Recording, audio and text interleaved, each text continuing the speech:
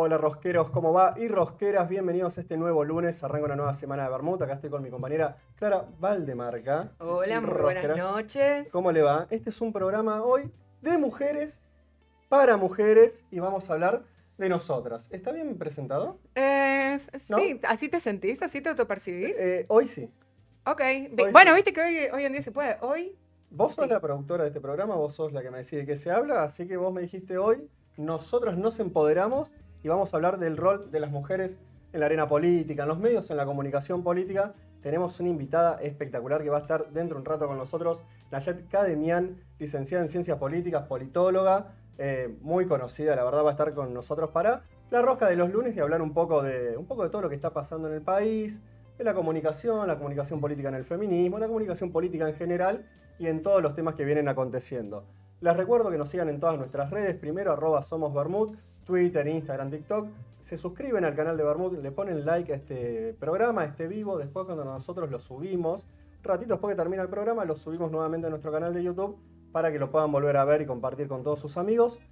Tengo que hacer un agradecimiento especial, si me permitís, Clary, antes de arrancar, Sí, por favor. a unos amigos muy especiales, muy queridos, Alejandro y Gaby, que me trajeron esta remera del Diego, del museo, nada más y nada menos, gracias Fer, ahí la estoy mostrando, del Museo del Diego de Nápoles. O Qué sea, hermoso. habla napolitano la remera, así que bueno, prometí que lo voy a hacer este día, acá estamos. Mira, me conmueve. Mostrar un poquito más. A ver. Mostrar, porque sí que lo hace feliz. Ahí está. Tipo, estuvo con un chochín con esa remera. Siempre tenerlo a él es... ¿Cómo andas, Clary? ¿Cómo fue tu fin de semana, tu semana? Todo muy bien, la verdad. Muy tranquilo, preparando este guión que se viene. Lo laburaste, venís laburando, venís haciendo unos programas. Sí, sí. Vamos a tirarnos un poco de flores. Vamos a nosotros, tirarnos un poco de vamos a tirar flores. flores nosotros, así que... Me Bueno, alegra. pero ¿cómo andas? ¿Qué estuviste haciendo estos días aparte de laburar? Estos días que estuve haciendo y me puse al día con una serie que ya detesto, muy No, pesada. ¿por qué? ¿Cuál? No, es El cuento de la criada. Un cuento de la ¿La criada. conocés? La empecé a ver en el 2017 cuando era LGBT, la guerrera bolchevique tucumana, básicamente, mirá. y estaba muy en toda esa de ese feminismo como bastante en tu cara, tipo. Podemos decir la última ola, ¿no? La última ola Está bien el feminista, la concepto cuarta eso, ola. La cuarta ola, la última hasta el momento. La última hasta el momento, sí, que tiene mucho que ver con la mediatización de la mujer y cómo la empezamos a entender. Bueno, para eso se viene un programita para entender esas cosas, pero bueno, yo quería traer un poquito a colación esta Dale. serie. Contame un poquito, yo vi solamente el primer capítulo. A mí particularmente la serie no me gustó, la premisa me parece más que interesante. En ese momento no me enganchó, pero contame un poco de qué va, de qué trata, para también los que están del otro lado, si no la han visto, que puedan verla. Ya la vendiste bien, pero bueno. La vendí bien. Bueno, la serie se basa en el libro de Margaret Atwood, Sí. El cuento de la criada, que básicamente se empieza a hablar de un país que se llama Gilead, que vendría a ser los Estados Unidos, Sí. en el cual se instaura una dictadura teocrática y muy conservadora, y bueno, reemplaza al gobierno de los Estados Unidos. Y en esta nueva sociedad que plantea, las mujeres, la mayoría son infértiles y las pocas que son fértiles, son utilizadas para que las millonarias no tengan que pasar por este terrible proceso de gestar y parir, no muy distinto a lo que está pasando hoy en día, sin dictadura teocrática. Bueno, es como la entrevista de Marley el otro día, que él después sale a aclarar, pero es más o menos, Es raro. no sé si es parecido o no, porque es ficción, por lo menos todo de la serie, pero lo que se está viviendo ahora con la subrogación y demás, medio que, ¿no? No te lo pregunto. Sí. Te pregunto si no va medio camino a eso o... Sí, encima es un tema súper delicado de hablar porque digamos, el eslogan del feminismo en esta cuarta ola era esto de mi cuerpo, mi decisión, ¿ok? Bueno, ¿qué entendemos por mi cuerpo y mi decisión? ¿Qué pasa? Digamos, esta frase de alguna forma permite la explotación de las mujeres más pobres en pos de las personas más ricas, porque no siempre son mujeres para hacer máquinas de gestación, Sí. nada. Hoy esta serie nos abrió un montón de debates de cosas que creíamos como, no sé si selladas, pero no sé si nos la habíamos planteado en esos términos antes, justamente de, ok, ¿qué somos las mujeres si no incubadoras humanas para una sociedad que no quiere, por ejemplo, que podamos acceder al aborto libre y gratuito? ¿Por qué con la plata de mis impuestos? O sea, Estas P-words van a abortar. claro. ¿Qué se responde a eso? Quiero ir ¿Qué se responde? Quiero irme echando un poco a medida que vas contando de la serie y del tema en sí. De algunas cosas que se leen, que se escuchan, que uno ha debatido también, uno que ha escuchado a otras personas, hombres o mujeres, pero particularmente los hombres, lo cual es medio raro. Yo creo que hay algunas discusiones de las cuales no todos tenemos que participar. A ver, es bueno, otro tema delicado. no, Hoy va a no, ser no, un no. programa que es difícil de hablar porque son estos discursos que son hiper mega reaccionarios. Reaccionario no siempre quiere decir malo, quiere decir que genera, despierta una pasión, digamos. Una pasión en términos de una respuesta muy contundente y muy concreta. Es muy difícil también construir sin la otra mitad de la población, ¿no? Obviamente Claro, que en su completamente. momento todas dijimos, cállate varón y listo, y estaba bien, pero... Ahí ves, hay una crítica ahí. Y hoy hay que convivir y crear nuevos consensos, ¿no? Es más difícil. Sí, entiendo en ese momento la necesidad de, bueno, basta de hombres explicando qué es ser mujer o una mujer. No tenía Claro. mucho sentido, pero hoy en día también eso también se termina como muy marketingizando todo y ahí pierde toda la profundidad y empieza una agresión y un discurso agraviante hacia el hombre que, bueno, pobrecitos, no es que un discurso agraviante es lo peor que les puede pasar a esta altura, pero sí me parece que en pos de construir, por ahí generar más enemigos, sí, es más difícil, pero sí entiendo de dónde viene todo. Hay un proceso de las mujeres dándose cuenta de cómo nos caen de arriba de un elefante muchas veces. Y yo, dentro de todo, tranqui, clase mediera, gringuita, ¿Cómo se pero hace bueno, para cortar la línea de no generalizar? y es muy difícil, porque Es- estamos es- hablando de un fenómeno generalizable. Digamos, cuando hablamos del patriarcado, no estoy diciendo un tipo malo que me No. cruza y me dice cosas feas en la Te, calle. te la formulo diferente la pregunta, porque es verdad, es un fenómeno general, pero cuando uno lo baja a la realidad de cada uno, ¿cómo es? Te lo pregunto a vos en este caso particularmente. ¿Cómo es para dividir, bueno, existe esta sociedad, es patriarcal, pero yo tengo familiares, amigos, compañeros de laburo que no son de esta manera? ¿Y cómo se hace también para hablar con el otro, en este caso con los hombres, para que también empiecen a comprender algunas cosas que capaz que uno no es porque las hizo, sino que no les pasó en su vida con sus conocidas, por ejemplo? Cosas que nosotros hablamos bastante seguido de esto, que hay veces que, si bien todos estamos en esta sociedad y somos partícipes, hay algunas cosas que realmente uno no les tocó ver, o no, primero que no hizo, o segundo que no le tocó ver. Sí. Cual, bueno, es raro porque se ven muchas cosas en la calle todo el tiempo, pero bueno, no sé si se entiende. Sí, se entiende la pregunta. Yo creo que tienen que ver con, bueno, primero y principal, que el machismo o el patriarcado, así como mencionado tan libremente, es una estructura súper enraizada en la historia del ser humano, digamos. No es como que alguien está exento del patriarcado, del sistema patriarcal o de las ideas patriarcales. Todos tenemos un pequeño enano machista Sí. dentro nuestro. Ahí no sé, dependiendo si sos hombre, mujer o cualquier cosa que esté en el medio del espectro de las sexualidades y los géneros hoy, nadie es inmune al pequeño ser patriarcal que todos tenemos dentro. Entonces, ¿hay alguna manera de no ser funcional al patriarcado? Y para mí no. Pero también entendés, digamos, si sos una persona con pensamiento crítico y que no necesita estar atacando al pedo a la gente, que hay gente con mejores o peores intenciones de Claro. comprender fenómenos profundamente estructurales e ineludibles. Entonces vos me preguntas, ¿cómo hacemos dividir un tipo bueno de un tipo malo, por así decirlo? Un tipo muy patriarcal y machista de un tipo un poco deconstruido.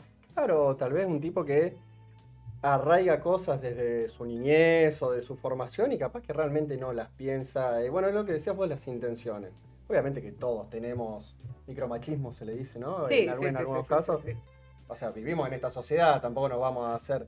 Pero bueno, hay cosas que vienen con uno, pero que no es la generalidad o la forma de actuar frente al otro, en este caso frente a la mujer, sea quien sea. No, más vale, más vale. Y también está eso, como no subestimar al tipo solo por ser tipo, pero sí entender que tuvieron un lugar central en la historia y en la narrativa de la historia humana y mirá dónde estamos, ¿no? Entonces es como, ok, estaría bueno parar y reflexionar y decir, che, ¿por qué la mirada que viene tan, no solamente muy etnocentrista y centrada en el hombre como primera persona, sino que este hombre también que siempre es blanco, siempre es heterosexual? Entonces hay un punto válido en la crítica de cómo empezamos a entender las cosas de las sociedades desde el punto de vista de las mujeres, por ejemplo. que estuvo silenciado durante tanto tiempo. O no silenciado necesariamente, pero sí era como, por ejemplo, las mujeres no podían escribir con su nombre, porque si no la gente no las iba a comprar.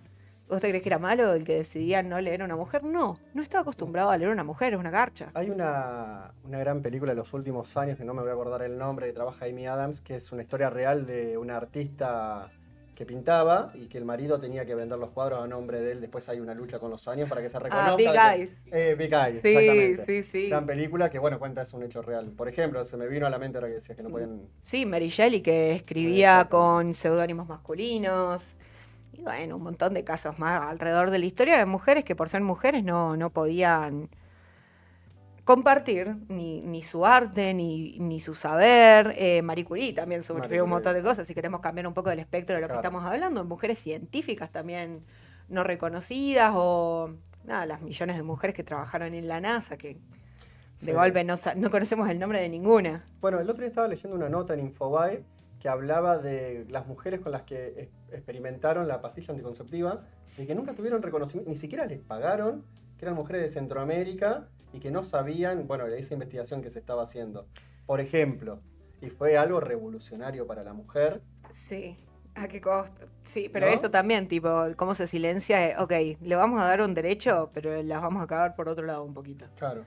Entonces es eso, es como hay formas muy subrepticias de control sobre los cuerpos de las mujeres hoy en día que siguen, siguen totalmente presentes en la sociedad, por más de que se haya inventado el feminismo en el 2019 con el libro de Luciana Pecker, ese de la Revolución de las Hijas.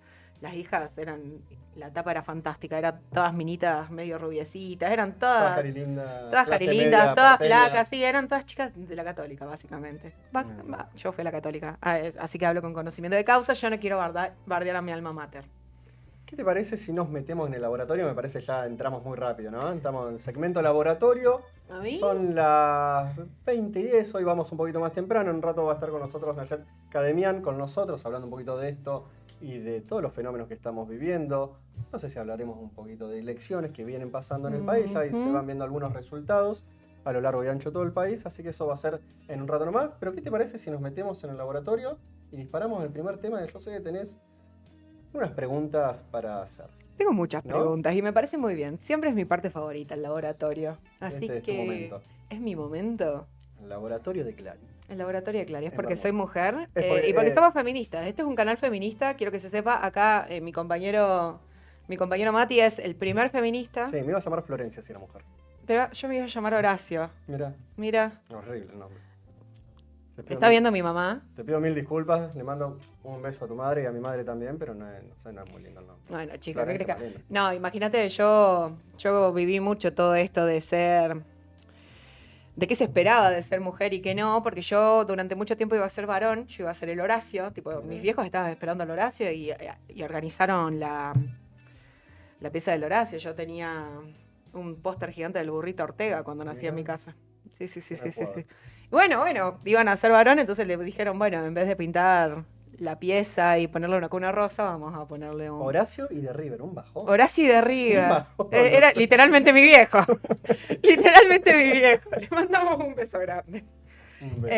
Mira, realmente. Sí. Bueno, pero bueno, yo traigo este ejemplo para decir, ya ni siquiera había nacido y ya empezaron a decir, bueno. Había toda una imagen construida. De quién iba a ser el Horacio, de le iba a gustar el fútbol, de iba a hacer estas cosas, iba a ser este tipo de pibe, y después nací yo, perdón mamá, te pido mildis. Bueno, nací yo, no, yo soy una hija decente.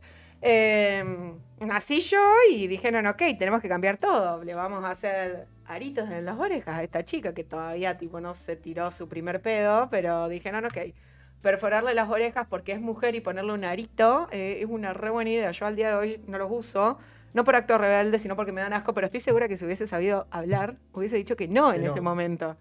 Pero bueno, justamente los cuerpos de las mujeres y el control social y cosas que no elegimos a lo largo de la vida. Pero bueno, a todo esto, ya en el programa anterior veníamos hablando de cómo los medios modificaban los discursos, cómo estos discursos construyen realidad y cómo entendemos la realidad a través de estos discursos, sobre todo. Ahora quiero enfocarlo un poquito más y quiero que nos metamos un poquito más adentro de lo que es el entramado social y la estructura y que entendamos esta distribución de poder tan desigual entre las mujeres y los Dale. hombres y por qué se da de esta manera. Dale, a ver. Bueno, empecemos diciendo que quienes más tienen y quienes menos tienen, depende todo, hace una eclosión en vos cómo te ubicás en la vida, digamos. Es mucho más fácil no ser rico que no ser pobre. En términos de tu vida va a ser bastante más sencilla. En eso estamos todos de acuerdo, ¿no? Tipo, Cuestiones materiales, sí. nos tenemos que poner a discutir que la igualdad no es, no es solamente por nacer. Si nos tenemos que poner a discutir eso en este programa, me voy a deprimir. Esta semana en Twitter estuvo circulando un video donde se discutían algunas de esas cuestiones. Eso es lo peor, cosas O sea, que uno cree. me parece que es básico. Si vos nacés en clases sociales más altas, tenés una vida un poco más resuelta en algunas cuestiones. Después hay que formarse y todo, la vida misma, los vaivenes de la vida. Pero por lo menos algunas cuestiones que son la educación. Bueno, primero cuestiones básicas de alimentación y salud, después de educación, las tenés bastante más resueltas que si nacés en una clase más baja. Me parece que estar discutiendo eso es una pavada, pero bueno, hoy en día hay que discutir todo. Hoy hay que ¿no? discutir todo porque estamos hablando, tipo, con cualquier cosa. Estamos hablando con un discurso que es totalitario. Yo no voy a ponerme a decir Milei es la dictadura. Acá estamos tratando de hablarlo con seriedad, pero es un discurso totalitario y hiper mega abarcativo. Y si te pones a leer los 11 principios de Goebbels, el jerarca nazi, tipo, tachás todos los casilleros. Hemos hablado en este programa, sí. Tachás todos los Y casilleros. también extenderlo más, lo que venimos hablando en todos estos programas, son los nuevos fenómenos de la ultraderecha, por lo menos en Occidente, que es lo que nosotros más nos centramos. Que ahora peor, es televisada. Entonces todas estas estructuras sociales y simbólicas que nos dicen cómo actuar y de qué manera en cada lugar, ahora no hay forma de escaparles. Todos tenemos internet. No todos, perdón a la gente que no tiene internet si los ofendo, pero todos tenemos internet, tipo podemos hablar en términos generales. Hoy está bastante, alto el alcance.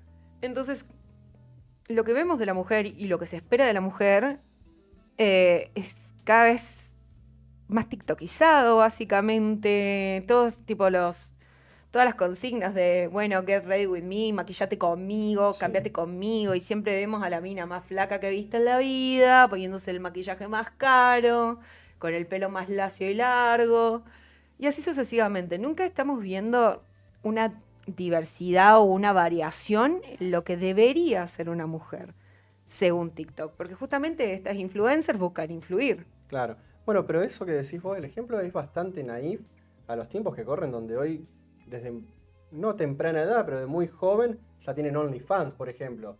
Y es como que se va viendo un mercado, o sea que hoy las mujeres de ahora, pos esta última oleada del feminismo, que parecía que iba, no sé si a cambiar todo, pero que venía con un cambio de paradigma, hoy tenemos que en las redes sociales todas trabajan de OnlyFans. Y que abiertamente lo cuentan, no es que lo suponemos, y que lo, claro. O quien está metido ahí, sino que lo dicen, o sea, lo dicen y lo muestran, y muestran su forma de vida, su nuevo estilo de vida. Estos nuevos jóvenes, como en el caso de los varones, están todas las criptomonedas, en las inversiones, en los Ponzi, por decirlo de alguna manera. Sí, es muy difícil. Como para englobarlo. Es muy difícil este tema de la prostitución, digámoslo como es, ¿no? Sí, completamente. Es muy difícil, muy complejo, de nuevo por este eslogan de tan 2018ero de mi cuerpo, mi decisión. Ok, pero que estamos reproduciendo también. Quique Pérez tiene OnlyFans. Quique Pérez tiene OnlyFans, que lo pase. Yo pago. Lo pueden seguir. Yo pago por ese OnlyFans. Pero es increíble, ¿no? Eso después del 2018, como qué rápido, porque estamos hablando de muy pocos años, o sea, la vida de la humanidad, estamos hablando de 5 o 6 años, no es nada, son 2 minutos. De cómo enseguida se dio vuelta y pasaron de esas jóvenes que vos decías, del libro de clase media, porteñas, que estaban haciendo la vigilia en el Congreso, a, bueno, la forma de trabajar ahora es OnlyFans.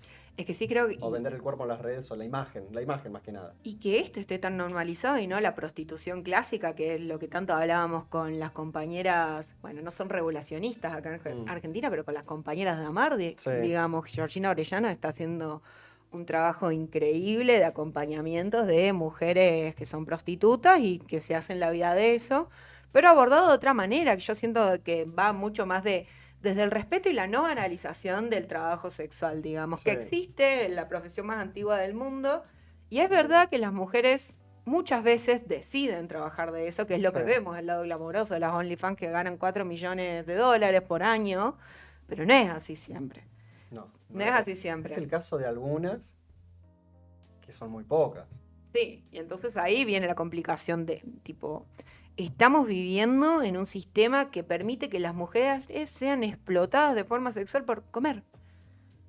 Entonces ahí es como, bueno, si yo les corto esta forma de trabajo, porque ese es siempre el curro abolicionista, tiene que abolirse la prostitución, no tiene que existir, porque eso va a pasar. Un día se van a despertar todos y van a decir la prostitución no existe más y somos todos felices. Voy leyendo un poco el chat y quiero saludar a quienes están siempre del otro lado, Silvia, Triki, Lu. Están tirando algunos comentarios. Silvia decía, el varón que felizmente no le comprende actos machistas, no le molesta el discurso feminista. Y Tri tira algo interesante, me parece, la charla no va a eludir lo que dijo Fito Páez en la entrevista con Julia Mengolini en Futurock.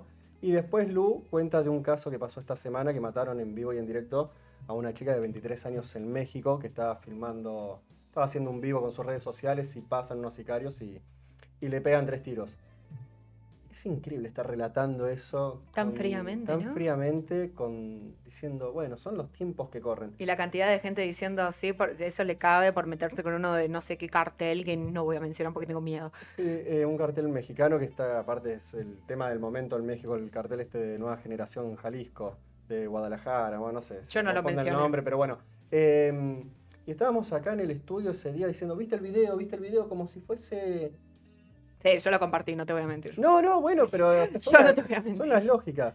¿Vos escuchaste lo que dijo Fito Páez en lo de Mengolini? ¿Vos sabés que no? ¿Alguien me puede poner un poquito en contexto? ¿Qué pasó? No, vamos a sacarlo, pues. No, él dijo... Medio que lo sacaron de contexto. Yo no vi la entrevista completa, vi parte del recorte extendido. Y para mí lo que yo entendí humildemente es que él estaba haciendo una crítica a los nuevos artistas, en este caso, la crítica a las mujeres que... Bueno, si tus letras van a ser todo, estoy todo el día perreando, estoy todo el día teniendo sexo, después no pidas mi apoyo cuando vas a luchar por tus derechos. Ok, sí, bueno. No sé, yo soy muy crítico, vos lo sabés, muy crítico de la música actual. No vi la entrevista completa. Yo sí creo de que la música de ahora es una porquería, más que nada las letras y el mensaje que le dan a las nuevas generaciones. Yo creo que el rol de la música tiene que ser otro. Y no solamente hay que hacer plata, hay que coger, hay que tener OnlyFans. Claro, entiendo un poco el punto de Fito, no estoy de acuerdo con cómo lo comunicó, si no se logró el mensaje es porque está mal comunicado y lo que dijiste está mal, así de sencillo. Lo que pasa es que todo sale de un recorte en Twitter. Sí, bueno, entonces, como toda la realidad ahora, todo bueno, un recorte en Twitter. Entonces yo por eso no quiero matarlo, o sea, yo comparto un poco lo que dice, pero me parece que también matarlo por un recorte de 1 minuto, sin no ver la entrevista completa. Yo tampoco soy un seguidor de Fito, no es que sé todo lo que piensa en profundidad. O sea, yo la verdad, sinceramente, no por no hacerme cargo, pero yo creo que sí que tiene razón. O sea, a mí me parece que la música de ahora de los nuevos jóvenes tiene que tener otro mensaje.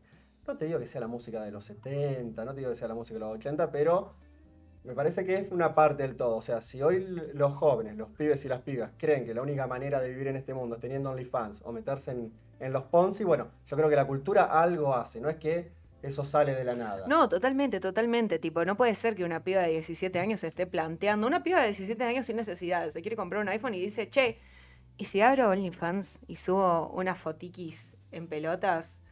A ver qué pasa. Claro. 17 años tienen alguna. Claro. Y yo sé que la página no fomenta a los menores de edad y está prohibido, pero sabemos que, todos sabemos cómo funcionan esas cosas. Todos sabemos cómo funciona. Todos sabemos. Y después, una de las cosas decía, bueno, no, porque si yo bailo tal música, no es lo mismo tener 20 y pico que 14 y escuchar determinados mensajes. Claro. También es verdad que no nos vamos a asustar porque todos hemos crecido con música que hablaba de drogas y en la adolescencia y nadie termina siendo un drogadicto. Pero bueno, creo que hay mensajes que ya vienen todos muy seguidos. Y está por ahí, pero bueno, muy obscenos, no soy un exégeta de Fito Páez, ni mucho menos, pero bueno, el recorte que fue, me pareció interesante decirlo porque fue el tema del viernes, jueves, creo que fue esa entrevista en Futurock con Julia Mengolini, que fue muy comentado. Yo lo pienso mucho a eso, no había escuchado lo que dijo Fito, pero yo lo pienso mucho en términos de yo tengo sobrinas. Y mi sobrina, bueno, ahí mi hermana Emilia está en el chat, le mando un beso grande, están muy cuidadas y por ahí letras como más explícitas no le llegan tanto, pero tampoco podés controlar lo que pasa en la radio, no podés controlar lo que pasa en la tele, y es verdad que cada vez es más normal escuchar una mina como Emilia Mernes diciendo soy tu fan, por vos me abro un OnlyFans, claro. Y están yendo nenas de 8 años a hablar de eso. Pero es lo que se busca de las mujeres hoy en día, esa mujer hipersexualizada, con cara de nenita que te habla todo así, vende. Entonces, Estamos hablando de chicas ya de 20, que pasan los 25 tienen años. 30 estas Sí. chicas y están haciendo voz de nenita así, ¿por qué? Porque venden, no son tan boludas Claro, ellas. a mí me parece. Yo siempre mi crítica es por ese lado. No los adultos que hagan lo que quieran, pero los menores que van a los recitales, que van a verlo, o sea, ven que esa es la beta, el OnlyFans. Los Ponzi en el caso de los Porque pibes. así están promocionando a la mujer hoy, tipo, tu cuerpo es tuyo, bueno, desnúdalo para que yo pague y lo Claro. consuma, ya que Sí, estamos. es como que, y esto es pregunta, mi cuerpo, mi decisión, no es que algunos lo tomaron y dijeron, bueno, sí, tu cuerpo, tu decisión y vamos al extremo. Mi OnlyFans, es mi cuerpo, yo hago lo que quiero. No hay algo ahí de... Eso es lo que pasa cuando toda la política o todo un movimiento como es el feminista con tanta historia termina siendo reducido a eslóganes. Obviamente que tu cuerpo es tu decisión en términos de está bueno que no te violen, está bueno que no te fuercen a hacer cosas que no querés, pero también, ok, pongámonos a discutir qué hacemos con nuestros cuerpos y por qué. Porque al final del día, es verdad, cada uno lo elige y al final del día también es verdad que todo esto de la nueva prostitución y cómo se muestran las mujeres tan infantilizadas y tan Sí. tan atontadas verdaderamente, porque todas se hacen las tontas, ninguna es tonta. Sí, porque yo recuerdo, perdón, en los 90, en los 2000, la mujer hipersexualizada, pero adulta. Y era Moria. Pero no, pero más acá te lo traigo. No sé, qué sé yo, época de Pampita, quienes hoy son las modelos que tienen 40, te digo más o menos esa época. Pero hoy son ya infantilizadas. O sea, no es... Bueno, me acuerdo de la etapa de Nicole Neumann en Gente, la nueva Lolita, sacando eso. Pero ahora son todas infantilizadas, la ropa, la estética. Bueno, vos bien decías, la manera de hablar. Ahora son todas chiquititas, usan chupete. A Jimena Barón la mataron hace un par de años porque una tapa de un disco o promocionando se mostraba como prostituta, pero No, como se adulto, mostraba ¿no? ni siquiera como prostituta, sino que No. se mostró en un video con Georgina Orellano, que la estábamos mencionando Mm. antes, que Sí. es una prostituta pro regulación de los derechos de las mujeres y que está trabajando duro y arduo para poder gestar el sindicato de mujeres trabajadoras sexuales. Que le mandamos un beso grande a George. Estuvo en varias charlas que hacíamos en la universidad, la verdad que me abrió un montón la cabeza y la recomiendo mucho para empezar a hablar de este relato. Sí. Pero... Te interrumpo un segundo. En un ratito va a estar con nosotros Nayaka Demián, así que va a estar ahora en breve hablando un poco con nosotros. Pero seguimos en el laboratorio y quiero saludar a Pedro, que gracias el miércoles estuvimos ahí hablando un poco del Eternauta. Te mando un saludo, Pedro. Gran programa. Te queremos, Pedro. Gran programa, sí, lo queremos mucho. Yo voy a aprovechar tu interrupción Sí. y porque la verdad que... Te interrumpí porque sos mujer.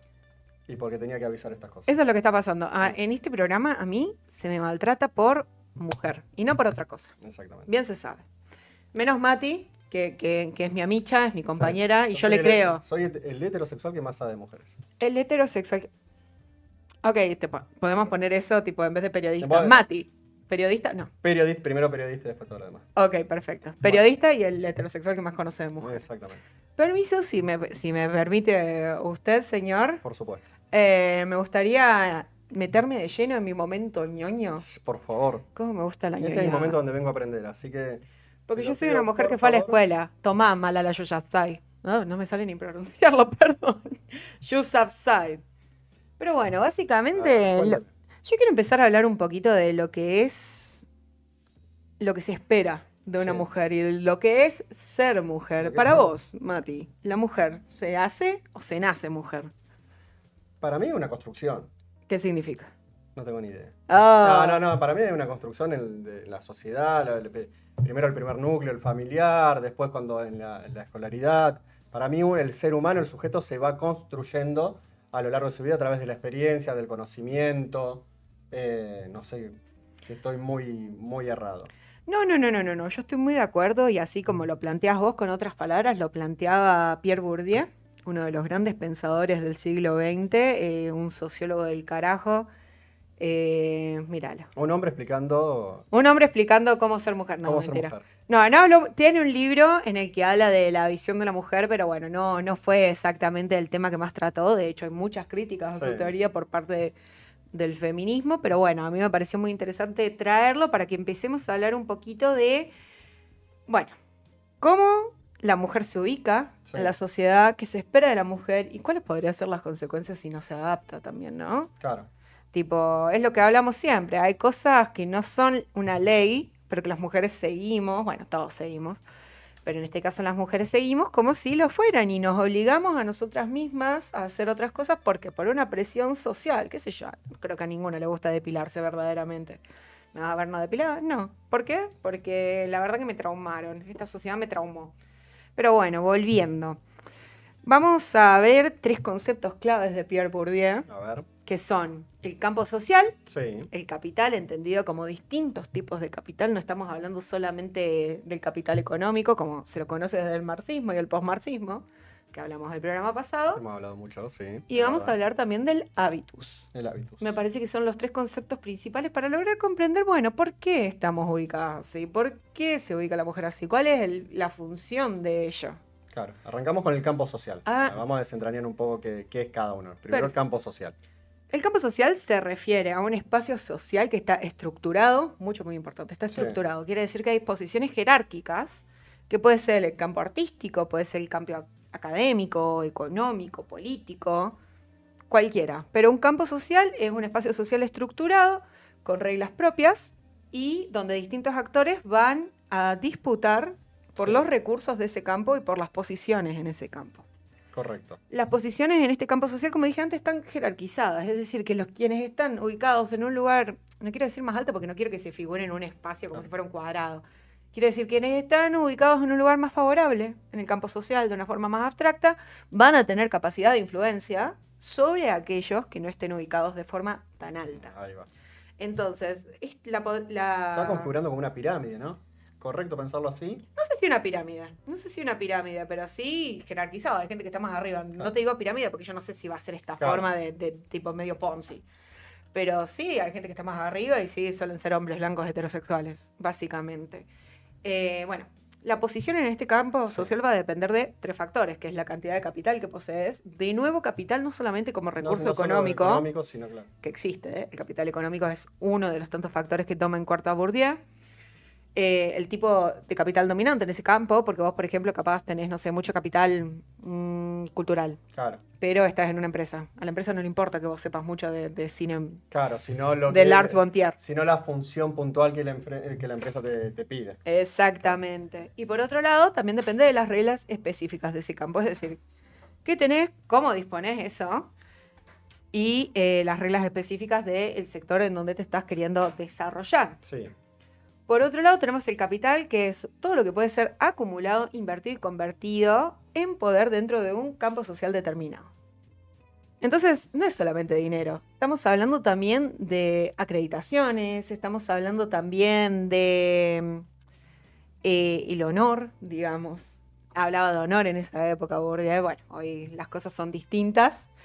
Pero bueno, en fin.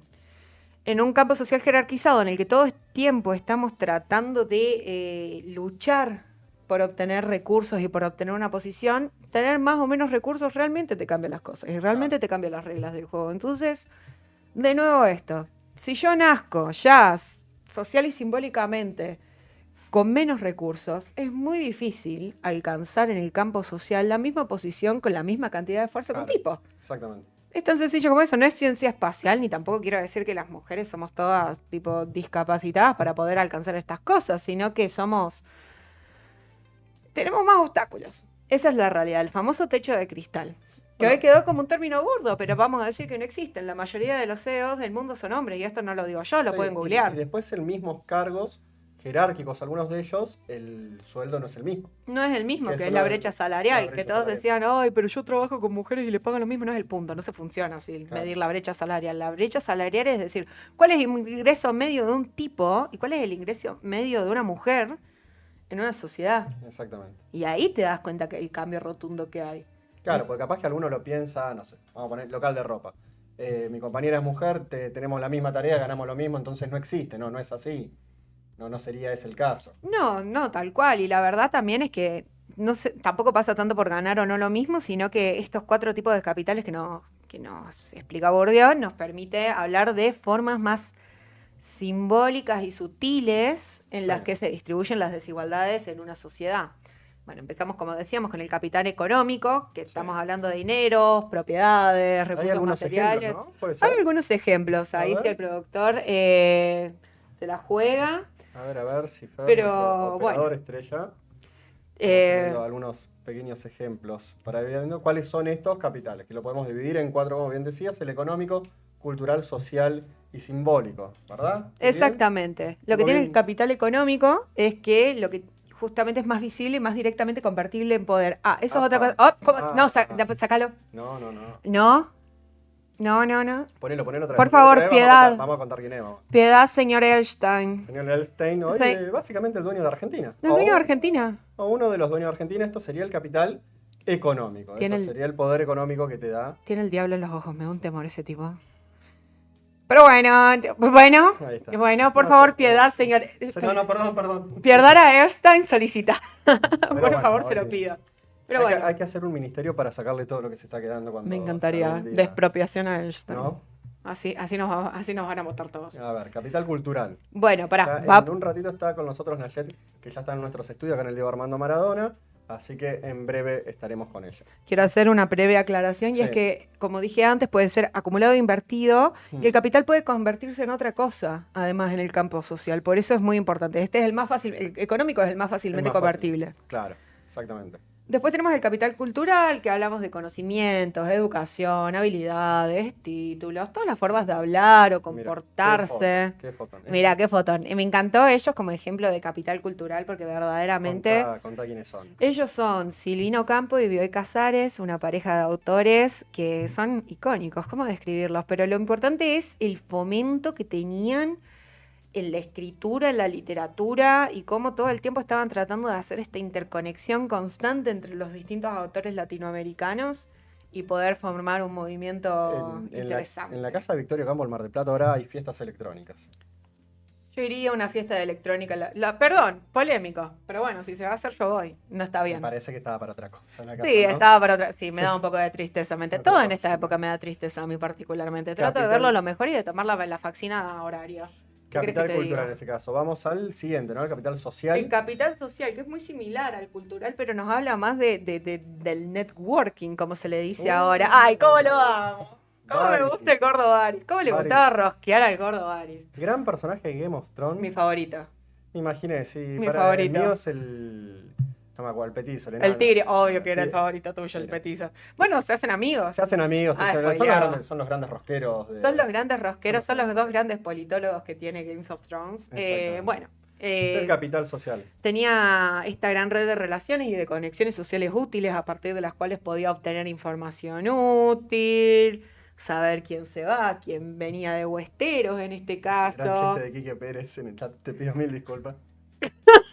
Es como el Tito, este Quique Pérez es. Es tremendo. ¿Cómo se la agarró con el operador? Te pido mil encima? disculpas, pero No, lo lo, amo. no lo podía dejar pasar. Tiene que tener un programa Quique Pérez en Bermuda. Quique Pérez tiene que tener un programa en Bermud. Yo estoy. Se puso picante. Se puso picante. Bueno, Bueno, sigamos. Capital social. Son las redes de relaciones, conexiones. y pertenecer a círculos profesionales y sociales influyentes, básicamente. Eso te da una gran capacidad. No es lo mismo que yo me sienta a hablar con Pepito en un bar y decirle, che, mirá, tengo ganas de hacer un programa de streaming, que justo conocer a alguien y decirle, vos no sabés la gana de tener un programa de streaming que tengo y que te ofrezcan trabajo, por Claro. ejemplo.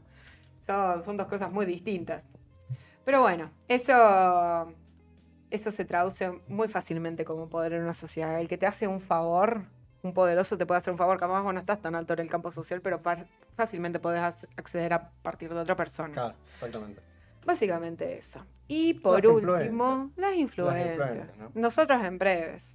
Y por último tenemos el capitán simbólico, que tiene que ver con el prestigio, el reconocimiento, la fama, el honor, como hablábamos antes, ahora es un concepto medio obsoleto que... ¿Eh? No, sí, pensé ¿Sí? gente prestigiosa, reconocida, con fama, con honor, considerados respetados, Respetados. apremiados con buena reputación. Qué buena foto. ¿Eh? Qué buena foto, esa Eso foto, fue el día de la marcha, ¿no? esa foto me conmueve profundamente. Mirá esas sonrisas. Mirá esas sonrisas, Es mirá gente mis cualquiera, lentes. qué gente linda. Es gente linda. Qué lindo que es ser de Boca. Ok, no me pasa, pero te felicito. Sí, te embellece ser de Boca, mira. Yo estoy linda igual y soy de River. Bueno, pues sos media bostera por dentro. No me queda bien eso. Pero bueno, el capital simbólico vendría a ser el prestigio, el reconocimiento. Me encanta el ejemplo. ¿O no? Le agradecemos a producción. Le agradecemos a producción, de nada. Lo cual esto legitima finalmente este reconocimiento y este honor legitima los otros poderes, básicamente. Ese es su gran truquito. Vos, si tenés el poder simbólico, como decíamos antes, sos medio un controlador del discurso. Exactamente. Si tenemos buena reputación y decís, la gente te cree, no hace muchas preguntas. Eso es el capitán simbólico. Claro. En fin, entendemos que las desigualdades sociales no pasan simplemente como un resultado de las políticas económicas o las diferencias de los ingresos y riquezas y de la naturaleza de las mismas, Sí. sino que están profundamente arraigadas a estructuras simbólicas, culturales y educativas. Completamente. Porque en el colegio también nos enseñaron cómo ser señoritas, que Claro, sí, la sí. pollerita, La vestimenta, los modales, ¿no? Y Qué claro, cosas tipo, podían hacer, qué cosas no. las nenas no pueden jugar a lo bruto. A mí me encantaba Exactamente. encima agarrar las trompadas a mis compañeritos Creo que varones. me imagino que eso debe ir cambiando un poco, ya las relaciones con, más que nada, de los niños en jardín de infantes, primeros años va cambiando un poco, pero me acuerdo que antes algunos deportes sí, otros no, los varones jugaban al fútbol por un lado, las mujeres hacían, no sé, handball, no recuerdo, ¿no? Puede ser que Sí, eso totalmente. va cambiando. Sí, me acuerdo que no me dejaron jugar al fútbol de chiquitas, gracias mamá. Pero por ejemplo, Bueno. eso es una pavada, ¿me Bueno, sí, entendés? son Tipo, no es lo mismo no poder jugar al fútbol porque sos mujer que tipo padecer una pobreza estructural porque sos mujer. Exacto. No vamos a estar comparando, pero quiero decir, lo podemos ver hasta incluso pequeñas, cotidianas, insignificantes, y sin embargo tiene este efecto tan grande y tan aplastante para ciertos miembros de la sociedad que tenemos que empezar a mirar un poco y decir, ok, ¿por qué son necesarias las políticas de género? Porque hay gente que no es poca, que está sufriendo verdaderamente por los mismos estereotipos que algunas se nos pasan. Entonces ahí te das cuenta que hay la estructuración social es una cosa altamente compleja. Y lo que vos hacés y dejar de hacer dentro de esa estructura social no depende tampoco enteramente de vos, porque sí tenemos libre albedrío. Pero a mí me gusta mucho el psicoanálisis. Y el psicoanálisis indica que nuestro cuerpo no es nuestro. Ah. Mi cuerpo no es mío. Así que no sé si es tanto mi decisión. Arre. Es un tema para hablar, pero con las cuestiones de género que son muy criticadas hoy en día, por lo que entiendo de lo que vos estás diciendo acá en este laboratorio, estamos haciendo en este lunes del otro lado, como siempre, no te va a imponer nada, vos no tenés que cambiar tu forma de ser, sino es también en tener, para bajarlo un poco, ponerlo en criollo, tener empatía con el otro y entender cómo se siente y vivir en sociedad, básicamente. No es que la ideología de género que dicen, no es que ahora van a ser todos gays o van a ser todos trans, o porque hagan una película donde la sirenita es negra y solamente la van a ver nenas, no te va a cambiar nada, ¿o no? No, por supuesto. Bueno, es justamente qué quieren que veamos y qué no. Y encima de una forma súper sutil, como decíamos antes, porque nadie te va a decir no quiero a la sirenita ahí porque es negra directamente, sino que te empiezan a buscar cualquier excusa, Claro. como decir, no, porque era nórdica, flaco es un pez, flaco es mitad pez, ¿a quién le importa? Pero bueno, va por esos lados también. Rodri Leones ha entrado acá. Rodri, te mando un beso muy grande, un gran amigo. Ay. ¿Qué te parece si vamos dando cierre a este laboratorio y nos vamos ahora en breve con la Yati Demián, que está con nosotros acá en los estudios? Pero te dejo el cierre a vos, por supuesto. Cierro con la conclusión final de esto de qué es el hábitus que veníamos ver. hablando. Es esa estructura interna y duradera que guía nuestras percepciones, nuestros pensamientos y nuestras acciones, a menudo de forma inconsciente, que básicamente se desprende del sistema de disposiciones sociales adquiridas. Digamos, yo estoy en este punto del campo social, ¿qué significa? ¿Qué tengo que hacer acá? ¿Qué se espera de mí para obtener el creditito social para poder ascender un poco? Básicamente esto moldea cómo pensamos, cómo sentimos, cómo hablamos, todo lo que hacemos. Y como dijimos antes, es profundamente interno. No es solamente alguien me va a decir qué hacer. Yo, por ejemplo, me voy a empezar a inyectar Ozempic, que no lo necesito para ser más flaca porque eso es lo que se me exige. ¿Hay una ley que diga que no podés ser gorda? No, pero hay una exigencia, por ejemplo. Sí. Entonces va por ahí para mí. En fin, ese es el hábitus y así podemos ir cerrando bello momento. Este laboratorio en este lunes. Ahora en breve con nosotros va a estar Nayet Academia. Vamos a estar hablando de estos temas y también de mucho más. Cómo está la ultraderecha en estos tiempos. Hay varias cosas para ir hablando que lunes a lunes venimos hablando y desarrollando. Estos temas también los iremos hablando a lo largo del año. Así que recuerden seguirnos en nuestras redes, @SomosVermut, Twitter, Instagram, TikTok. Se suscriben al canal, le ponen like ahora a este vivo, después vuelven a ver el programa, lo comparten, le ponen like también, que es muy importante no solo a este, sino a todos los programas. En 2 minutitos volvemos con más del otro lado. Quédense ahí. Seguimos acá del otro lado como todos los lunes. Hoy un poquito más temprano, horario especial solamente por hoy. está acá con nosotros nuestra invitada Nayet. ¿Cómo andás? Gracias por venir. No, por favor, gracias a ustedes. Contenta de estar acá y de, bueno, reencontrarme además con una gran amiga. Venía diciendo que ibas a venir, va a venir Nayet, va a venir, lo vino vendiendo. Llegaste, por fin llegaste. Aquí estoy. Acá estás. Clary, te dejo la primera pregunta a vos. Hoy es tu programa. Ok. Hoy siempre es tu programa, pero quiero dejarte la primera pregunta. En este caso. Te dije que era el primer feminista, ¿no? ¿Viste? Por favor. Primero que nada quiero saber cómo estás, qué andas haciendo, en qué proyectos andás. Contanos un poco de vos. Bueno, estoy bien. Año movido porque es año electoral y viste que a los politólogos nos gusta eso, Sí. nos apasiona. Acabo de volver de viaje hace unas semanas, así que bueno, estuve haciendo una experiencia súper interesante en Estados Unidos, un país que también está como muy convulsionado. Y volví ahora a la Argentina y bueno, dedicándome a consultoría, haciendo un poco de medios, un poco. Un poco de todo. Antes de meternos en la rosca de los lunes, que nosotros lo hacemos acá todos los lunes, nos ponemos a rosquear de política, a hablar libremente. Te quiero preguntar por Estados Unidos, particularmente el fenómeno Trump, la vuelta de Trump.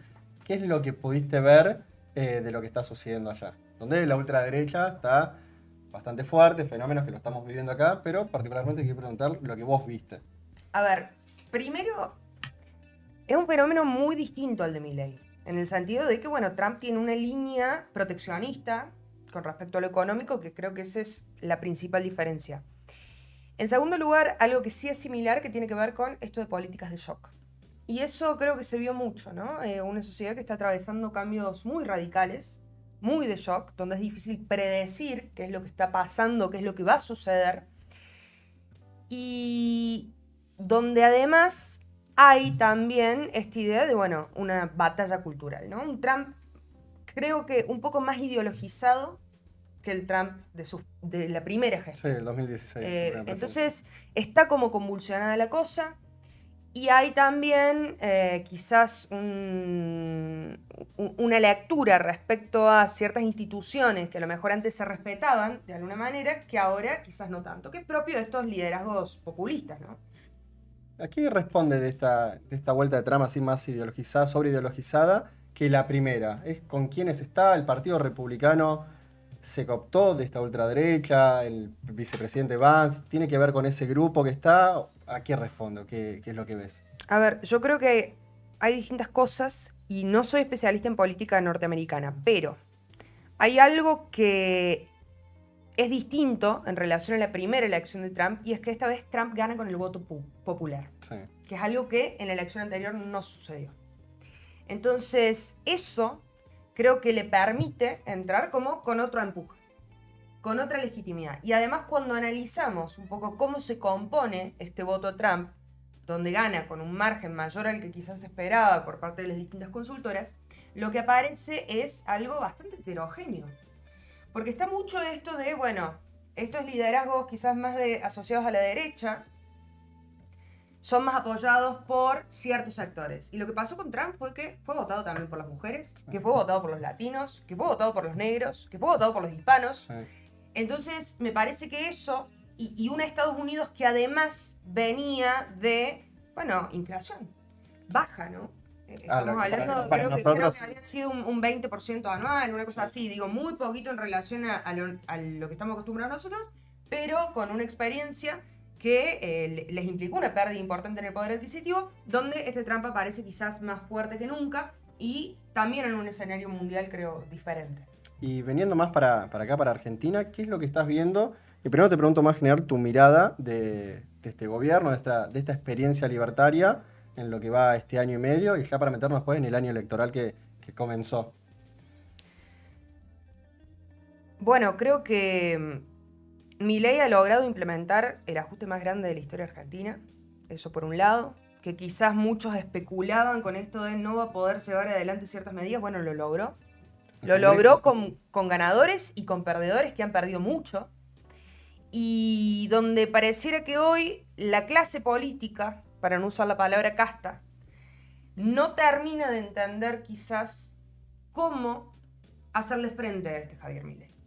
Entonces eso le permite allanar camino. También creo que es un gobierno que ha sido relativamente exitoso en el sentido de cumplir con lo que se propuso, bajar, desacelerar la inflación, mostrar determinados resultados, bueno, liberar el cepo, que son medidas que, a ver, nosotros podemos sentarnos y discutir si es el modelo de país que queremos o no, si está bien o no, si es bueno o no, pero son medidas populares. Sí, completamente. Porque bajar la inflación es una medida popular.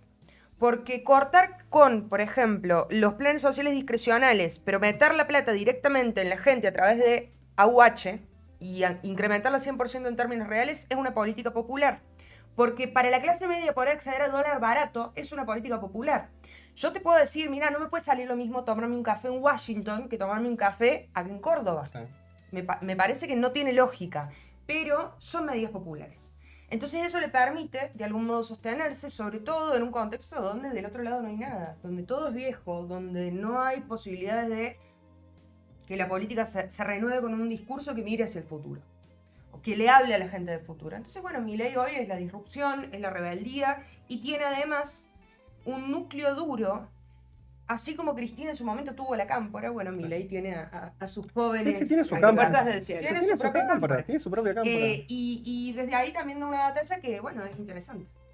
Sí, y yo venía pensando con todo esto y lo que me preocupa realmente también es no solo en materia económica, que es verdad que a todos nos están dejando para atrás, salvo a los pocos ganadores de estos modelos, sino también lo que se habilita, como veníamos hablando, a nivel discursivo. Yo quería preguntarte, ¿cuál crees que es el rol discursivo en cuanto a esta nueva oleada de la ultraderecha que está avanzando a nivel mundial y cómo se relaciona justamente en estas medidas populares? ¿Es lo que la gente quiere escuchar hoy? No, yo creo que, a ver, hay dos planos, ¿no? La gente quiere que le resuelvan la inflación. Después, cuando en los distintos sondeos de opinión pública se mide, y por ejemplo acá voy a citar datos de Suban Córdoba, Sí. ¿qué opina la gente en relación a los discursos del presidente? Bueno, 75% cree que Milei tiene discursos violentos. Sí. ¿Qué opina la gente en relación a las formas? Y esto es algo que el gobierno confunde las formas con el fondo. La gente desaprueba las formas. Sí. El tema es que, bueno, hay un resultado concreto, pero eso no implica que, así como hay una valoración positiva por parte de un sector de la población en relación a la macroeconomía y lo que está haciendo Milei con la macro, no implica que haya una aprobación o un aval completo a todo el programa ideológico que pregona este gobierno. De hecho, las expresiones de odio en la Argentina, las expresiones anti-mujeres, anti-colectivo LGBT, las expresiones que van en contra de las minorías, son expresiones que son propias de un núcleo muy pequeño y radicalizado, que hoy no supera el 30%. Que fue lo que sacó él en la primera vuelta. Exactamente. Y es lo que sacó ayer Adorni en Capital Federal y lo que son los resultados que en las provincias también se viene viendo. O sea, es un sistema completamente fragmentado, de tercios. El tema del peronismo ahí, ¿cómo lo ves? ¿Cómo articula? Porque tiene éxito este gobierno. Bien todo lo que vos decías. Néstor mismo decía superávit fiscal y no jodan con el dólar. O sea, es lo que está haciendo este gobierno. ¿La oposición cómo hace? ¿O es esperar a que este modelo fracase? Que todos sabemos que va a fracasar porque ya se ha aprobado en este país y en otros países. Hay, creo, especulación por un lado, digo, como en esta idea de, bueno, esto se va a caer solo, eventualmente. Pero yo creo que hoy lo que sucede de algún modo es que La Libertad Avanza es el único partido o espacio político nacional. Lo que ha sucedido con el peronismo y con otros espacios políticos es que se han provincializado cada vez más. Entonces hoy el kirchnerismo o el peronismo kirchnerista se asemeja más a un partido de la provincia de Buenos Aires que al Partido Justicialista Nacional. O a esta idea de oposición nacional que a lo mejor sí se pensaba. Y además con un montón de fracturas internas y de internas no resueltas, digo, que están en proceso, sí. Axel, Cristina, Massa por otro lado, bueno, ese tema. Después yo creo que los espacios políticos provinciales, los peronismos provinciales, se han refugiado mucho en ese provincialismo. Casos claros, a ver, ya llora. El cordobesismo. El cordobesismo que se reedita, ¿no? En esta versión que incorpora nuevos partidos políticos y demás, pero donde hay una clara intención de no ponerse, de algún modo, el gobierno nacional tan abiertamente con respecto a ciertos ejes para no perder capital político propio. Y lo mismo creo que sucede con otros gobernadores, incluso en un contexto inédito en el cual el gobierno nacional le sacó muchísimos recursos a las provincias. Estamos hablando de que la caída en transferencias discrecionales fue en promedio del 80% por parte de la nación en las provincias. Y además de eso, sumarle caída en recaudación y el impacto vía coparticipación y demás. Entonces, ahí hay una estrategia inteligente por parte del gobierno nacional que deja a los actores políticos subnacionales como, bueno, tratando de protegerse, encerrados en sus provincias, y de algún modo se dificulta esta cosa de, bueno, generar una oposición nacional a un gobierno donde todavía es pronto, ¿no? Y acá quiero agregar otro elemento, y es la boleta única que se va a implementar en estas elecciones nacionales, bueno, va a profundizar esta provincialización. Porque hay menores incentivos para armar esquemas nacionales. Completamente. Entonces, otro elemento donde la Libertad Avanza sale ganando. ¿Y cómo se sale al laberinto? O lo hablábamos antes de arrancar el programa, es o nos conformamos que hay reelección y esto sigue 6 años más, o si no, la oposición, ¿qué hace? ¿Con qué figura? Porque con esta lectura haces vos de que no hay ningún partido nacional, solamente la Libertad Avanza, va a ser más difícil que le compitan. ¿Qué buscamos? La política tradicional no le va a ganar, porque lo intentaron con Moreno. Te pongo un peronista, mismo discurso que Milei, que se enoja, que grita, dependientemente de si tiene razón o no, tenía una alarma, pido perdón, que ahí está el resultado, o se busca alguien de afuera. Bueno, esa es la pregunta. Creo que hoy Axel Kicillof, en la cabeza de la gente, aparece como el principal opositor simbólico a Milei. El tema es que, de vuelta, hay una interna ahí no resuelta, todavía hay como un discurso de futuro que no se logra delinear por parte de la oposición, y la verdad yo tampoco lo tengo claro. Es decir, no tengo la receta, porque creo que por sobre todas las cosas lo que va a primar en la valoración del votante tiene que ver con el haber estabilizado la macro. Y creo que eso ha calado muy fuerte.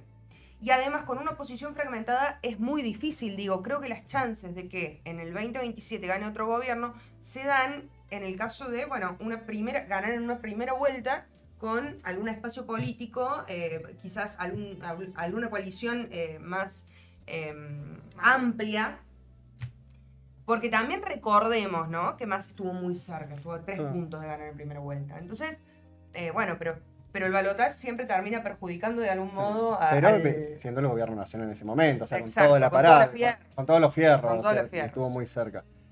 Clary, ¿cómo la ves vos? Me quedé pensando también en las últimas elecciones que pudimos ver, que fueron las de Buenos Aires, y que Santoro también quedó muy cerca, digamos. No es como que hay un voto anti-Santoro, sí siento que hay un gran voto antiperonista.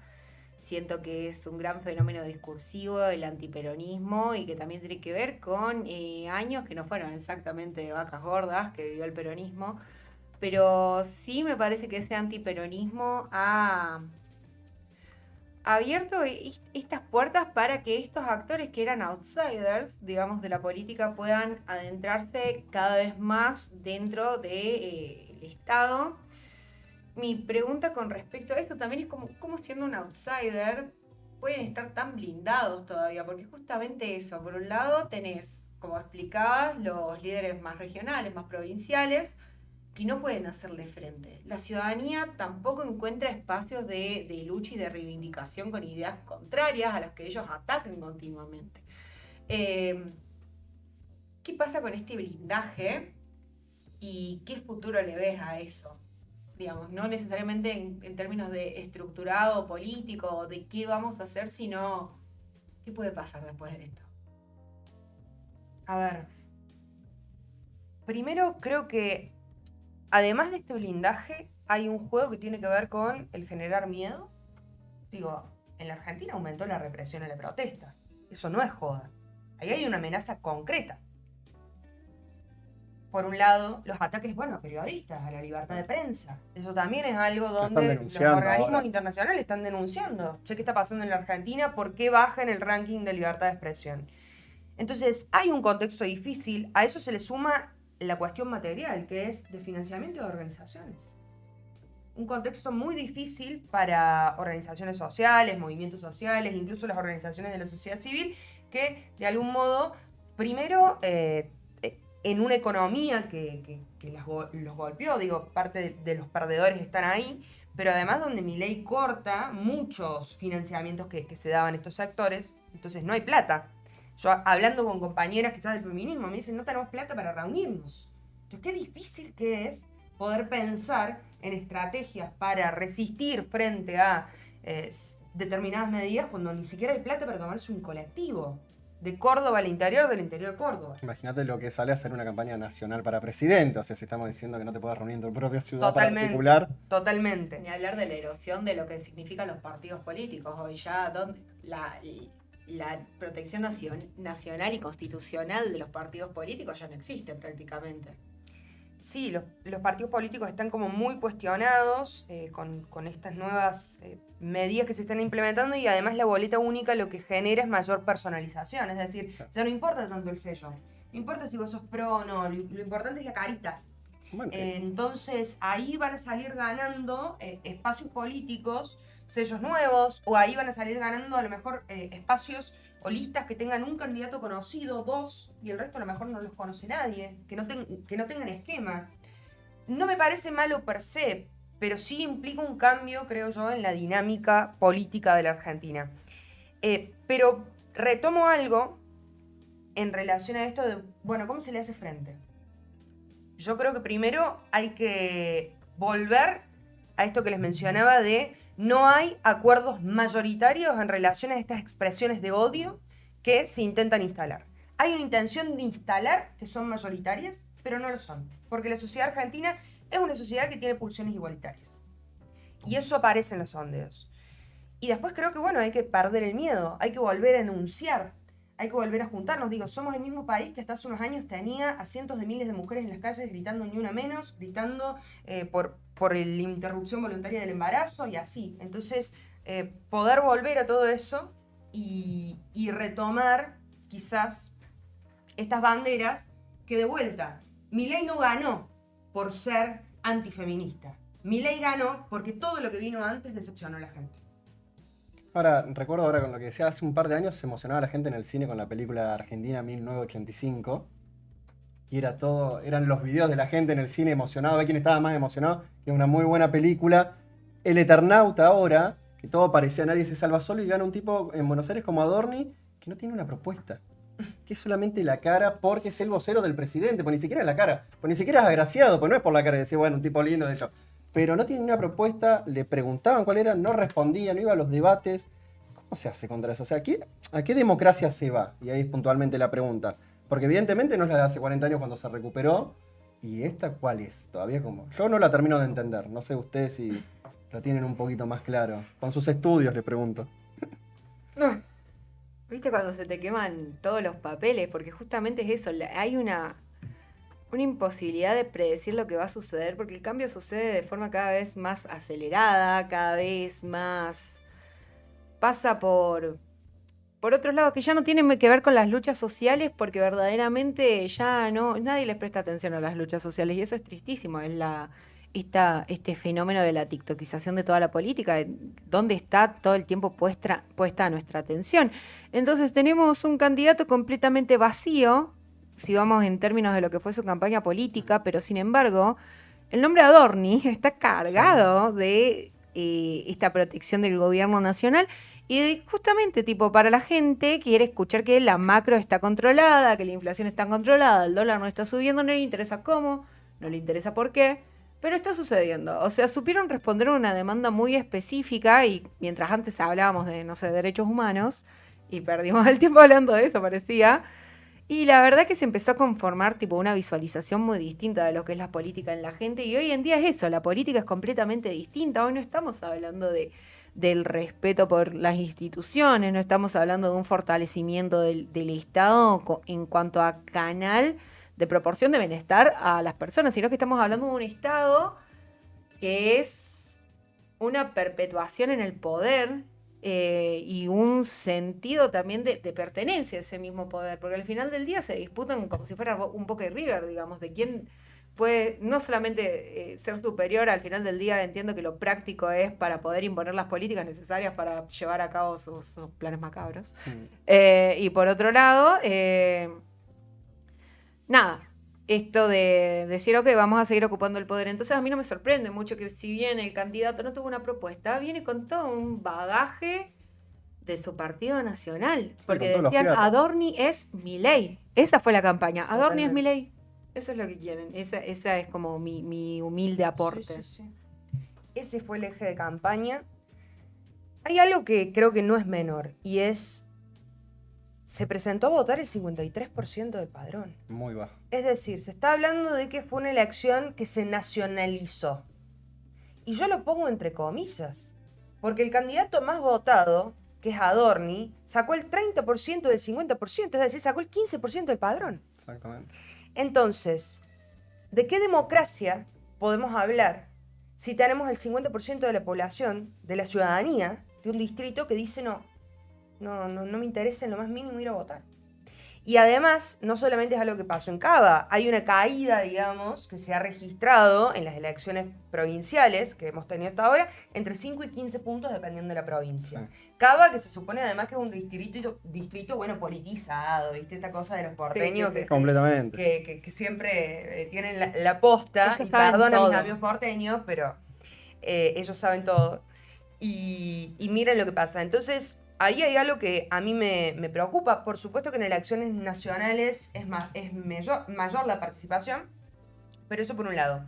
Y después lo otro que parece, y que creo que va en línea con un poco lo que vos mencionabas, Clary, es, pareciera que la valoración de la democracia en estos últimos tiempos no pasa tanto por la democracia en sí misma, la democracia como ideal, sino más bien por aquello que la democracia a mí me puede proveer, ¿no? Y los efectos o los resultados que esa democracia me brinda o no.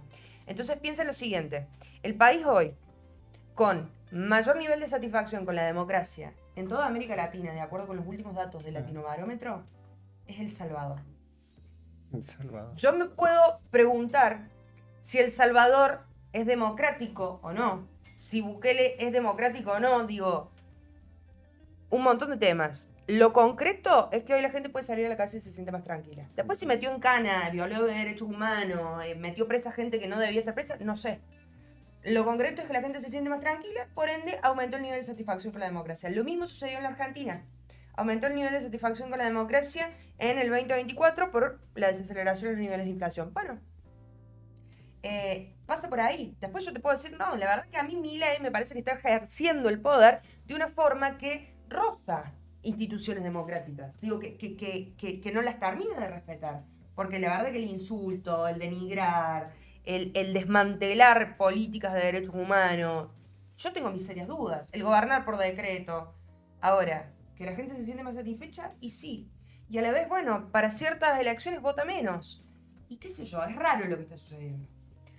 Sí, es rarísimo, pero tiene todo que ver con esto de, bueno, la verdad que mi vida ya es lo suficientemente complicada, voy a delegar las decisiones políticas al tipo que me cierre un poco más, ¿no? Es verdad esto de la decepción y el cúmulo de decepciones. Yo no voy a hablar de peronismo o de no peronismo, sino que las políticas de los últimos años, la verdad que del 2008 en adelante, y sí, hubo un aumento del descontento y además de eso la fragmentación total de las demandas de las políticas que hay hoy en día, más allá de lo único aglutinante que es la inflación o el dólar o todas estas cosas que nosotros hablamos de la política, que la macro, la mayoría de la gente no entiende ni siquiera muy bien lo que termina de ser la macro, pero es básicamente lo que lo constituyó como el eje de todo el problema argentino de los últimos años, digamos, que tiene un punto encima, porque si te pones a pensar la inflación argentina y lo podés comparar con países como Zimbabue, y bueno, ahí entiendo el descontento de la población. Yo lo que no entiendo es como justamente este cambio tan acelerado, este cambio tan abrupto, me hace preguntarnos sobre la banalidad del discurso y justamente eso, cómo más allá de cómo afectan a las diversas minorías, hoy son cosas que verdaderamente no importan. Lo que la gente quiere es eso, sentirse tranquila. Cuando hablábamos de la sensación de inseguridad, Sí. por ejemplo. ¿Qué es la inseguridad? Una sensación. ¿Cómo carajo me dijo una sensación? Y bueno, estos empiezan a medir esas cosas. Yo creo que una gran autocrítica que tenemos que hacer los sectores de la oposición de hoy en día, que no me asusta reconocerme como oposición, por si no quedó claro, que lo soy. A mí no me había quedado claro. ¿A mí no quedó claro? Yo te lo iba a preguntar ¿Que el estoy programa que completamente viene. contra? El programa que viene que quería dejar te este quedó para la ver duda, si... te quedó picando, les pido mil disculpas. Pero ¿cómo...? Realmente tenemos que reapropiarnos un poco de esos discursos y hay que hacer también ese mea culpa de decir, ok, estábamos hablando mucho de derechos humanos, mucho del feminismo, mucho de las mujeres, que son cosas que están bien y cosas que hay que hablar. Pero bueno, justamente, ¿qué pasa cuando empezamos a poner como centro temáticas que no abarcan a las grandes mayorías? En este caso el feminismo yo siento que caló muchísimo porque abarcó la gran mayoría en esa época. Éramos, digamos, todas estudiantes hipermega politizadas, por ejemplo, y eso es un sector de la sociedad que no representa a demasiada gente. Pero sí decir, bueno, ok, tenemos que empezar a buscar un poco en nuestra retórica lo que carajo estemos diciendo. Bueno, ¿qué quiere la gente? Perdimos mucho el norte de eso. Muchísimo. Y nada, sucede que discursos hoy pasan, discursos sumamente violentos, pasan completamente banales, porque sí, 75% de rechazo entre los discursos del presidente. Y sin embargo a la gente no le importa. Pareciera que no. Hoy pareciera que no. Parece indicar que no. Tomo esto para preguntarte, y para Ama y traerlo a la mesa, la última oleada del feminismo que estuvimos hablando hace un rato en la primera parte del programa. ¿Qué lectura hacen ya con varios años que ha pasado desde 2008, con el primer debate que habilita Macri, que después se da el aborto en el gobierno de Alberto? ¿Qué lectura hacen si ven que hay alguna autocrítica, las cosas positivas, lo que trajo como positivo, lo que tienen que seguir la sociedad y que seguir trabajando? Bueno, más que nada en estos tiempos va a tener que ser el doble y más difícil. Pero ¿qué lectura hacen de esta última oleada?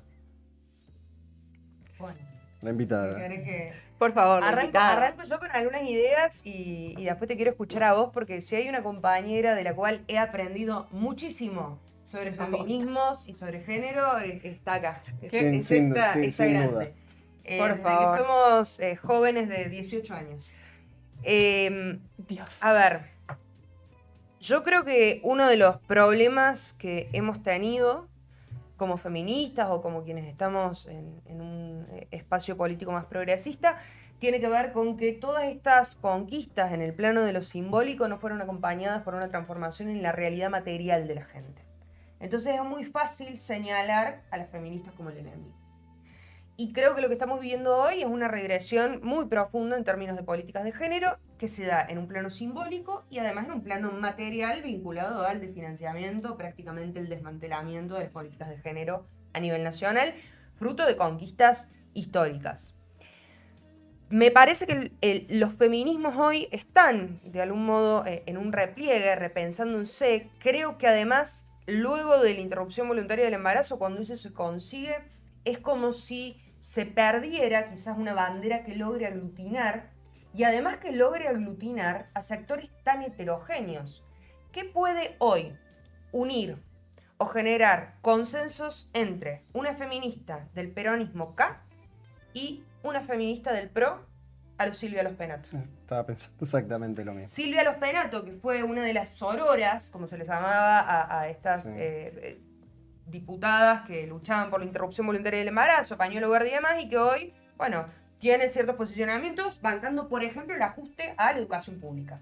Entonces, creo que el feminismo hoy está muy partido entre espacios políticos, eso por un lado, que no hay una consigna que aglutine, pero que sin embargo, la Argentina es un país que ha sido pionero a nivel mundial en materia de políticas de género, y que la historia política de la Argentina y la dinámica política de la Argentina hoy no puede ser explicada sin remitirse a mujeres políticas. Porque si hay un país con mujeres políticas y animales políticos, son las mujeres argentinas.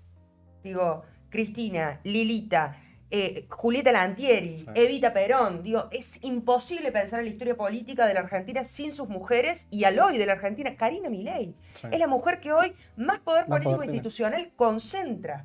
Entonces somos un país, tenemos vicepresidenta mujer, somos un país que no es, que no tiene per se un rechazo hacia la figura de la mujer haciendo política, participando de la vida pública, además de la vida privada, que las mujeres argentinas tienen un coraje y una cosa de ser jefa de hogar tremendo.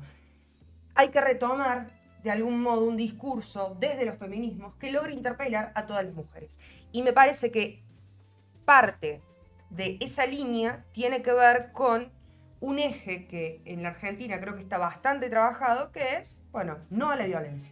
Porque la violencia de género sigue siendo jodida, porque esas cuestiones se están profundizando cada vez más en un contexto de recorte, en un contexto de que no hay plata para muchos sectores, precarización de la vida de las mujeres y de las identidades disidentes. Entonces, bueno, hay algunas puntas. Sí, aparte en momentos de crisis donde la violencia en los hogares más crece, o sea, no tienen trabajo, se vuelcan al alcohol, muchas cosas más, la violencia crece en esos momentos de crisis económica, entonces... Y estaba pensando un poco en la manipulación de los datos que también que tienen que ver con la violencia de género y los femicidios. Los otros días estaba discutiendo amablemente con un autoproclamado libertario, y lo que me decía es que había un relevamiento de no me acuerdo qué organización exactamente, que decía que los feminicidios bajaron en Argentina un 17%, pasando de 270 hasta ahora en el año a 230 y algo. No me acuerdo exactamente bien el dato. Le pregunto, bueno, ¿de dónde sacaste eso? Me manda un recorte de La Derecha Diario hablando de esto. Ok, La Derecha Diario hablando de que el gobierno nacional redujo la cantidad de femicidios. Ok, ahí hay algo. Hay algo que quieren también intentar recomponer y construir en ese discurso, que también entiendo que quieren reapropiarse del discurso feminista en términos de nosotros tenemos a las mujeres más mujeres. Las mujeres que son como tienen que ser. Las mujeres como, no sé, las diputadas que tienen, que además, tipo, después también, como cualquier otra mujer del siglo XXI, se sexualizan, también buscando ese voto un poco más página en términos no académicos. Una cosa son las mujeres del Ejecutivo, como vos bien decías, Karina Milei, y después en el Legislativo hay buscan otro tipo de mujeres, de personajes. Como decía Lilita, ¿no? ¿Qué opinas de lo que dijo Lilita? Está bien que sean gatos, pero que se formen. Refiriéndose puntualmente a la diputada. Los gatos antes estaban más formados. Pero creo que hay una diferencia entre Karina Milei, Sandra Petovelo, Villarruel y Leila Limones, La Ponce, Santillán. Me parece que son diferentes. Claro. Son perfiles diferentes. Son perfiles diferentes, totalmente. ¿No? Creo que, a ver, si hoy está la posibilidad de que una mujer se pueda sentar en el Congreso Nacional, primero, y segundo, que se siente en el Congreso Nacional usando un escote o determinado vestimenta, o que pueda decir lo que quiera y subir la foto que quiera, es porque hubo otras que se sentaron ahí a dar la discusión. Digo, es porque hubo mujeres que en su momento se sentaron, hicieron un acuerdo partidario transversal, se sentaron con Menem y le dijeron, queremos sacar la ley de cupo. Y Menem le dijo, necesito que ustedes vayan a la calle y hagan quilombo, porque yo necesito poder decirle a los compañeros, muchachos, me lo están pidiendo las mujeres. Y se pusieron de acuerdo y así lo hicieron. Entonces digo, y de hecho, mirá Lilia, qué curioso, ¿no? Eso en un momento le dice, yo entré por el cupo. Sí. Yo entré por la ley de paridad. Claro. Entonces... creo que es retomar un poquito la conciencia histórica. Sí, bueno, hay algunas ahí que intentan instalar esta cosa de somos verdaderas mujeres, las otras no lo son. Me parece un discurso muy vintage. Muy vintage ni hablar, pero está justamente con esta oleada y esta avanzada de la nueva derecha y el conservadurismo todo vuelve. Si volvieron los 80, ¿por qué no vuelve el machismo en que la mujer está encerrada en su casa no pensando? A mí me parece que si bien eso es capaz un poco de extremo de pensar,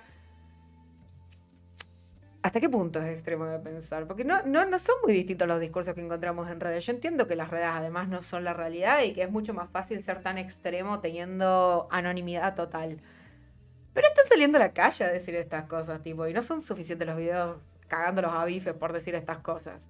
Quiere decir que estas cosas se están permitiendo y se están abriendo un paso en una sociedad como la Argentina, que era vanguardia en derechos de las mujeres, era vanguardia en políticas públicas destinadas a mujeres. Por ejemplo, se estuvo discutiendo mucho lo del plan menstrual, que estuvo ahí el ministro Mariano Curioli Barona, el primer feminista del país. Primer feminista, sí. Que no se acerque a una ventana. Que no. Si sos mujer y tipo conoces a Julio Libarona, no te acerques mucho a la ventana porque te podés tropezar misteriosamente. Claro. Eso es lo que puede pasar. Bueno, justamente estas imágenes, y teniendo en cuenta esta memoria histórica que me mencionás, que nadie se pregunte, che, ¿por qué este tipo está festejando esto? ¿Y por qué justamente él lo vino a publicar? Porque no lo publicaron los otros. Lo publicó Cunio Libarona, relacionado supuestamente a un caso de femicidio por su mujer, supuestamente. Acá no afirmamos ni negamos nada porque no somos la justicia. ¿Es casualidad eso o no? O están probando ya un poquito qué tanto se corrió ese límite y qué tanto se puede seguir avanzando de a poquito, granito a granito, hasta entender una forma del mundo que ellos conciben, ¿no? Sí. Evidentemente vinieron a correr todos los límites, lo van a seguir corriendo. El tema es hasta cuándo. Porque si volvemos al principio, si es solamente inflación baja, dólar barato, lo van a poder patear un poco más, porque deuda van a seguir tomando. Ahora está este nuevo blanqueo, va a entrar plata del narco, o sea, porque no te van a preguntar de dónde meter los dólares. Entonces, siempre lo van corriendo un par de meses más, y ya, ¿cuánto más? Y no lo sé. Hay que ver, pero creo que, bueno, con una buena performance económica, y si hay además algún tipo de política redistributiva eventualmente, la verdad que no lo sé. ¿Sabes qué pensaba, Clary? En esto que vos mencionabas, pensaba en teoría política y en estos enfoques en torno a la democracia y en que Milei, la libertad avanza, tiene una concepción muy elitista respecto al ejercicio del poder. En el sentido de que ellos creen que la política no tiene que ser un reflejo de preferencias previas. Ellos producen preferencias de la política. Entonces, en esto de salir a plantear la batalla contra la casta, salir a plantear la batalla contra las feministas, etcétera, etcétera, intentan producir y generar estos corrimientos en la opinión pública, que tienen un efecto. Por supuesto que tienen un efecto. El tema es, bueno, ahí hay que dar una discusión. Y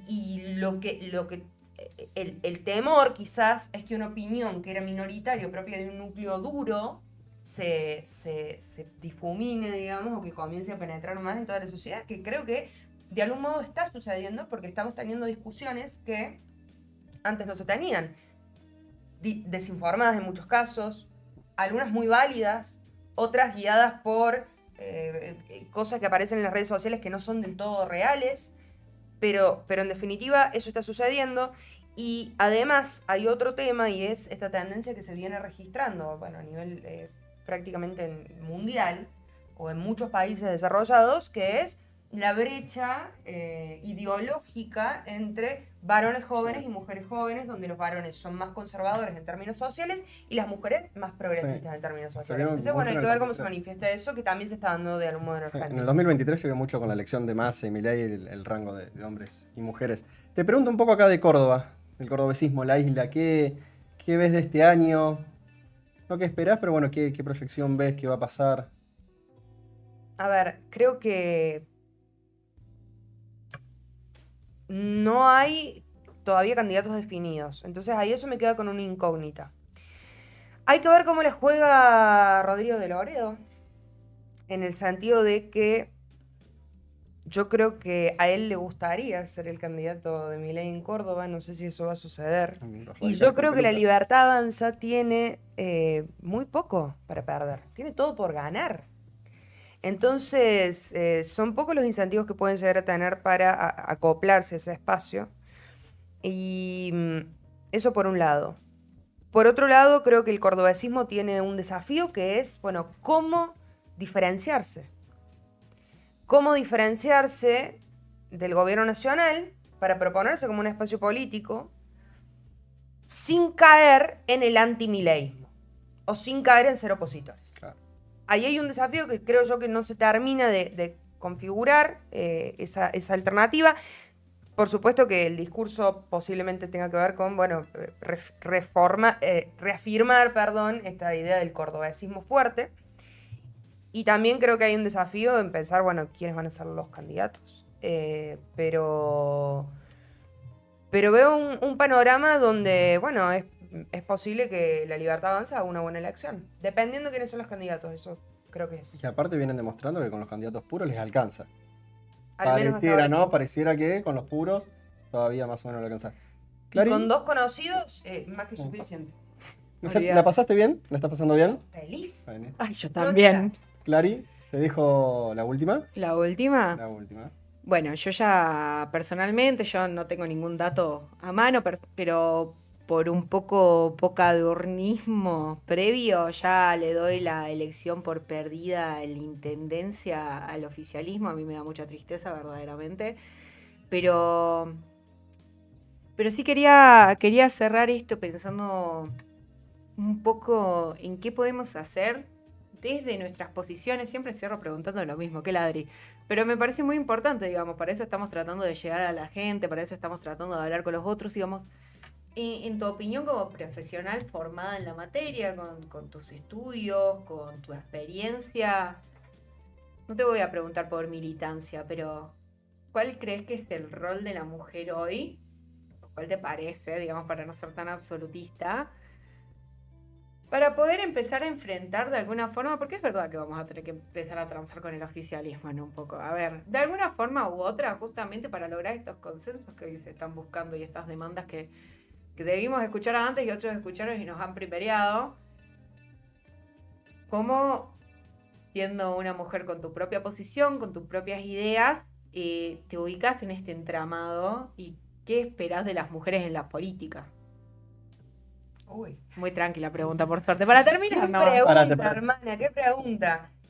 A ver, primero creo que hoy estamos en un momento muy difícil en términos de políticas de género y para el ser feminista a nivel nacional, pero creo que siempre hay que recordar que en realidad lo que hace el Estado, de algún modo, es cristalizar cosas que suceden de manera previa en la sociedad.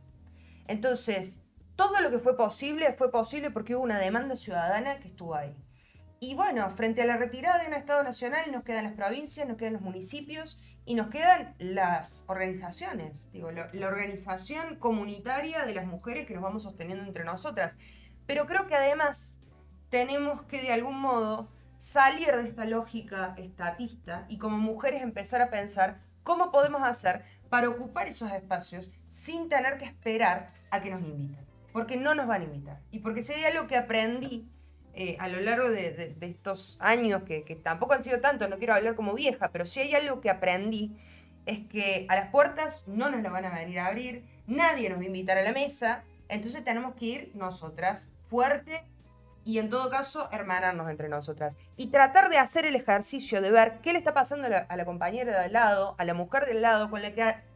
Incluso podría pasar que no tengo nada en común políticamente, pero que hay algo en su experiencia de vida que me puede unificar. Bueno, tratar de encontrarlo. Y el desafío, y con esto cierro, el desafío de vincularnos con quien opina distinto, con quien es distinto, porque estamos en una lógica hoy de la política, de las redes sociales, que solamente nos va a mostrar cosas que a nosotros nos van a reafirmar y reforzar los propios sesgos que ya tenemos. Entonces, bueno, el desafío de abrirnos y el desafío de seguir pisando fuerte, porque hoy ya no tenemos Estado Nacional que nos banque. Hay que hacerlo solitas. Así y juntas. Nayet, te agradezco que hayas venido. Si alguien te quiere seguir en tus redes para ver dónde estás participando, las charlas que das en los medios, ¿cómo te pueden buscar? Bueno, mi arroba es Nayet Kademian. Nayet-Kademian. Es difícil. Es complicado, es complicado. Bueno, Clary, como siempre, gracias, un placer. Recuerden seguirnos en nuestras redes, @SomosBermud. Le dan like a este video, recuerden que después lo volvemos a subir, lo vuelven a compartir, le ponen like. Mañana Cóctel Criminal con un caso increíble. El miércoles llega Pedro con un análisis de uno de los mejores programas de Teis Sport. Y el jueves cerramos la semana con el Safari de Luna con lo mejor de la noche y una invitada especial.